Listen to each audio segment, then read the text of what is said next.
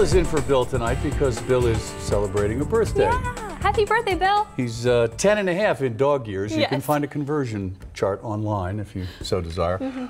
Everyone wants to know how cold it's going to be tomorrow morning. Very cold. Yeah. We started off the week very cold, so we're kind of appropriately enough capping things off. Bookending it, Yes, bookending it with a cold morning. So temperatures by the morning will be dropping near 10 in most cases, but whenever you factor in the wind, it's going to be feeling like below zero starting off your Friday. Into the afternoon, sunshine's going to help us a wee little bit. By the afternoon, or lunchtime I should say, we'll be closer to the upper teens and we'll round out the day with highs only in the low 20s. And this is just the beginning of a couple waves of cold air they'll be tracking in as we continue through at least the end of next week. Quiet night in downtown Lexington. Here's a live look from our St. Joseph Health St. Joseph Health WeatherBug camera. Changing the branding there. We're starting to learn that. This is in Lexington Center. Skies have been mostly cloudy through most of the day. A few flakes have been flying by from time to time, but nothing is expected to accumulate and stick.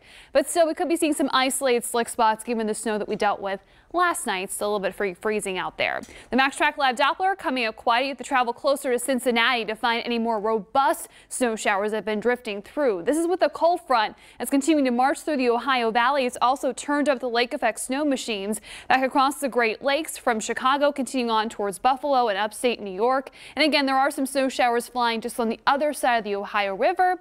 And with the clouds that have filled back in, we can't rule out again a few flurries overnight as that cold front moves through. But really the big story with that front is going to be another drop in temperature. We saw that last night. Again, we'll be waking up to even colder temperatures tomorrow morning. High pressure will briefly drift in. That's going to welcome back the sunshine and keep it in place during the daytime hours tomorrow.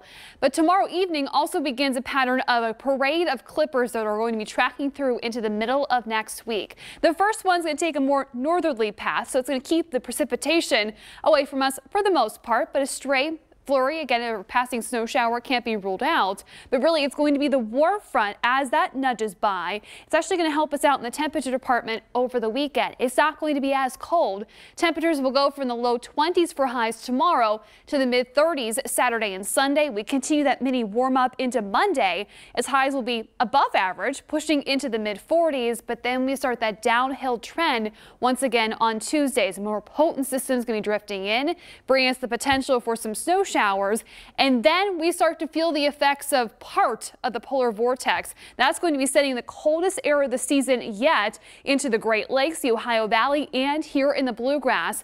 We'll be seeing morning lows in the single digits, if not below zero, especially if we have snow on the ground.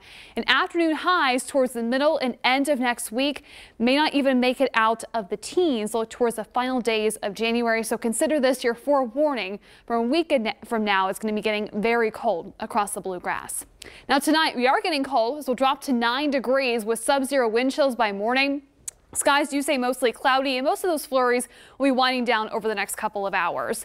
Then tomorrow it stays blustery and very cold with a high of 21. Into the afternoon we'll see more sunshine. Clouds will begin to drift back in and they'll stay in place throughout the course of the weekend. Saturday looking relatively dry, but then on Sunday another clipper tries to pass by and will be bringing us a low end chance for some rain and snow showers. Monday, once again quiet, also a milder day, but then that more potent storm arrives Tuesday.